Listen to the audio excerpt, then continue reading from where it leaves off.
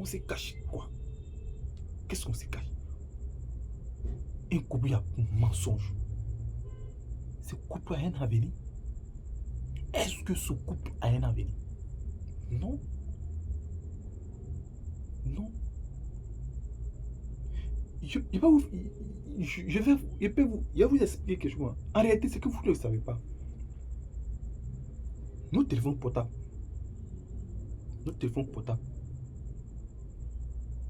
a la capacité d'instaurer soit 90% de confiance dans notre couple, soit 90% de méfiance dans notre couple. Si vous ne savez pas, je vais vous le dire. Ça dépend. Si l'accès est illimité, mutuellement, la confiance est à 90%. Le reste, on peut gérer. La confiance est à 90%. Presque certain. Presque certain. Par contre, si l'accès est restreint, parfois même impossible, il y a 90% de tout. 90% de tout. C'est ce que j'ai dit. Une personne douteuse dans son couple souffre plus qu'une personne qui a la certitude que son homme ou que son conjoint ou sa conjointe le trompe. C'est clair. C'est ce qu'il faut retenir. Quand on doute, on peut devenir fou ou folle. Ça c'est clair. Quand on doute, on peut devenir fou ou folle. Parce qu'on n'a pas la certitude. Tout chamboule dans nos têtes. Rien n'est ordonné. Alors que parfois même, il n'y a rien. Il n'y a rien. Tout ça, il n'y a rien. Et parfois, le pire, quand bien même qu'il n'y a rien, on va à l'extrême, c'est-à-dire au divorce, alors qu'il n'y a rien. On se divorce. Pas de malentendus, des futilités. Retenez, le téléphone peut instaurer 90% de confiance dans notre couple, comme 90% de méfiance dans notre couple. Retenez ça. Ça dépend de comment vous allez vous entendre. Si vous avez un commun, d'accord, personne ne touche pour personne. Vous mentez à vous-même. Vous mentez à vous-même. Moi, je sais que je n'ai pas accès à chaque fois. Je vais rester tranquille. Je vais rester tranquille. Alors qu'il n'y a rien dedans. Effectivement, il n'y a rien dedans. Mais ça traumatise à l'intérieur. Même s'il n'y a rien là-dedans. Effectivement, il n'y a rien là-dedans. Mais ça traumatise. Ça traumatise. Ça traumatise. Ce n'est pas intéressant. Ce n'est pas intéressant.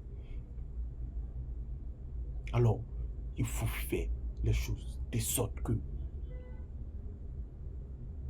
qu'on ait accès au téléphone. Que ton conjoint utilise. Même décrocher. C'est possible. C'est possible. Un secrétaire décroche pour son patron. Prend des rendez-vous pour son patron. Fait tout pour son patron. Ta conjoint qui peut pas être ta secrétaire. Ton conjoint ne peut pas être ton assistant. Ouais, c'est mauvais.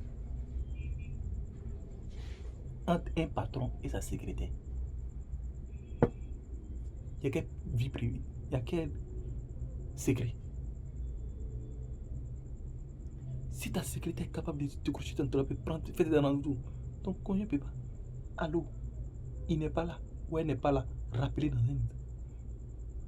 C'est mauvais. C'est mauvais. À moins que tu te caches, ou sous moins, à moins que tu te reproches des choses. Tu te reproches des choses. Sinon, si tu ne te reproches rien, tu n'as rien à craindre. Tu n'as rien à craindre. Rosa Parks l'a dit. Quand vous faites ce qui est bien, vous ne devrez jamais avoir peur. Quand tu fais ce qui est bien, tu ne dois jamais avoir peur. Rosa Parks. Mais moi, je ne comprends pas. Moi, je ne comprends pas pourquoi. Quand bien même cela, on a toujours peur. Quand on est fidèle, quand on est correct, c'est la moindre des choses. Il faut le montrer. C'est la moindre des choses. C'est la moindre des choses. Il faut le montrer.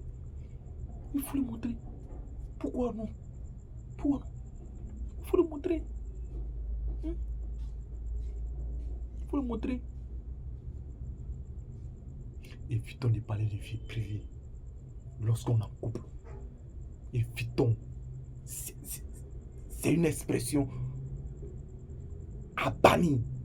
Ma vie privée, ma liberté.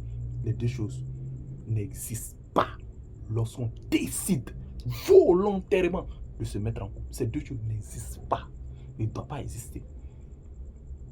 Tu veux jouir de ta vie privée, reste seul. Tu veux jouir de ta liberté, reste seul. C'est le seul endroit où tu peux jouir de ces deux choses. Pas en étant avec quelqu'un. Si la solitude te rend malade,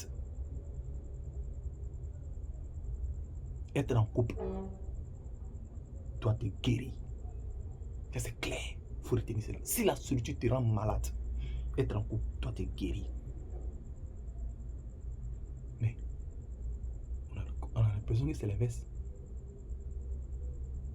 C'est l'inverse. Si tu ne peux pas rester seul, quand tu te mets en couple, il faut être à l'aise. Il faut être à l'aise. Tu ne peux pas parler de vie privée en un temps en couple. Pourquoi? Tu ne peux pas parler de liberté en un temps en couple. Pourquoi? Tu ne peux pas rencontrer quelqu'un. Vraiment, reste seul. Ça c'est clair. Reste seul. On ne peut pas avoir le beurre et l'argent du beurre. On ne peut pas. On ne peut pas tout obtenir. On ne peut pas tout obtenir. Je l'ai expliqué. Quand on décide, on perd. On perd sa liberté, on perd sa vie privée. Donc évitez de parler de vie privée.